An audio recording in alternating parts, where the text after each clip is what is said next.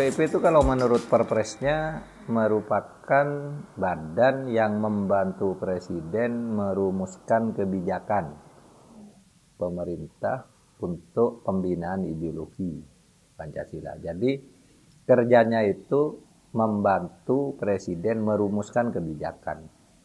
Dan dari situ Anda bisa membayangkan produknya apa sih?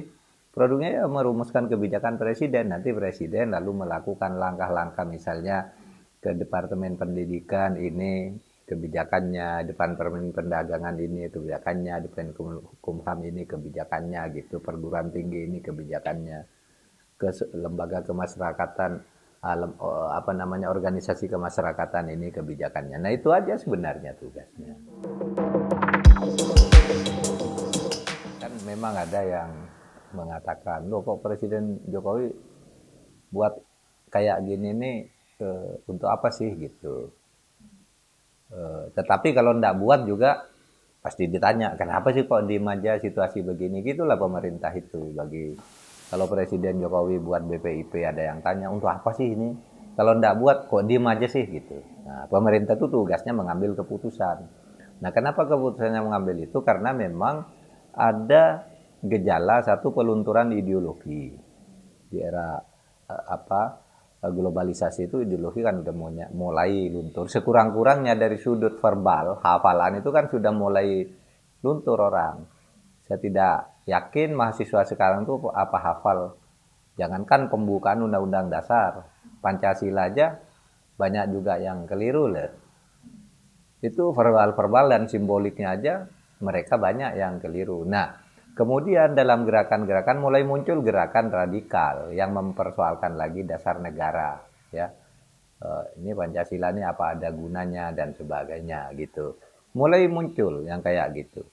Nah, lalu Presiden, kalau begitu untuk menghadapi gejala pelunturan dan munculnya radikalisme itu, ada yang terang-terangan, ada yang diam-diam, dibentuklah Badan Pembinaan Ideologi Pancasila. Jadi memang pasti akan kontroversial, karena kalau tidak berbuat itu salah, kalau berbuat juga ada yang menyalahkan.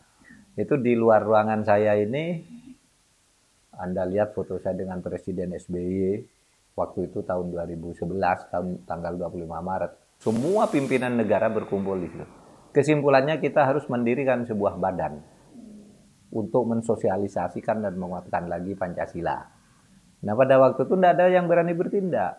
Pak SBY mau berbuat, wah nanti dikira saya menghidupkan P4 lagi. Kalau kemudian Menko Polhukam juga sudah ke Lemhanas. Lemhanas bilang itu tugas kami. Lalu Mendiknas pada waktu itu bersama Menko Polhukam ditugaskan juga untuk masukkan ke perguruan tinggi, kurikulum gitu.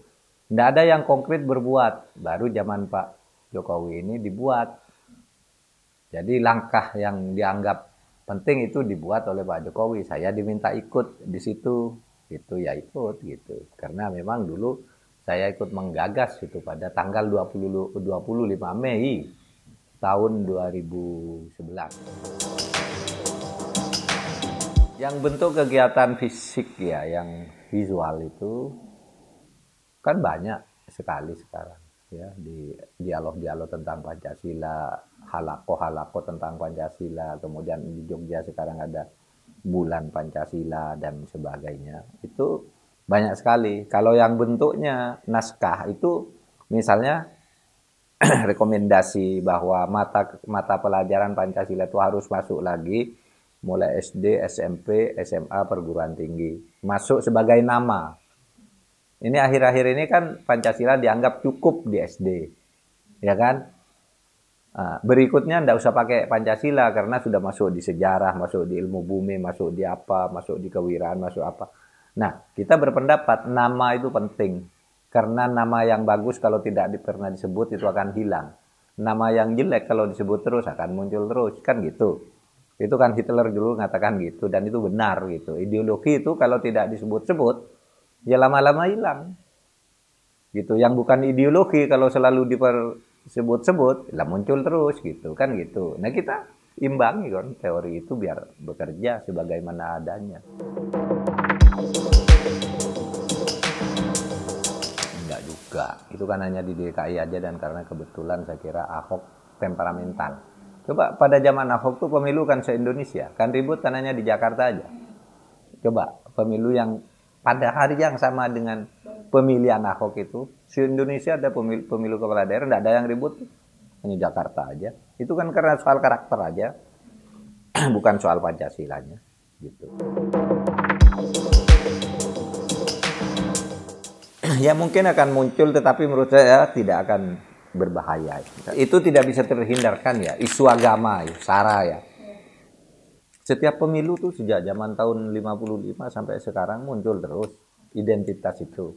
Tapi tidak membahayakan juga gitu kalau pemimpinnya itu bijaksana untuk tidak memprovokasi orang gitu ya. Dan tetap akan muncul karena itu pendulang suara. Yang orang Jawa misalnya, kalau Anda di luar Jawa, di transmigrasi pasti kampanyenya, ayo orang Jawa milih orang Jawa dong. Ada perintah Raja Jawa nih, Sultan, kan gitu kan. Itu biasa aja. Yang Islam, pilih dong orang Islam, enggak apa-apa. Itu memang demokrasi itu begitu. Asal sadar bahwa ini hanya pemilihan pemimpin untuk 5 tahun. Kan gitu. Saya bukan setuju atau tidak setuju dengan kampanye primordial itu. Itu tidak perlu persetujuan. Tetapi itu pasti ada dan tidak bisa dihindari. Tinggal kita ngelola. Gitu ya. Di berbagai daerah itu isunya itu. Kalau di Papua, Anda mau calon, pasti gandengannya orang asli dengan orang Jawa. Atau orang penduduk itu dengan orang Islam. Kalau di Kalimantan kan begitu selalu. Itu kan SARA semua, tapi kan bagus. Biar kompak gitu. Nah kalau di DKI ini menyangkut soal kekerasan dan macam-macam lah gitu ya, dan itu tidak boleh terjadi lagi di daerah lain dan untuk waktu-waktu yang akan datang.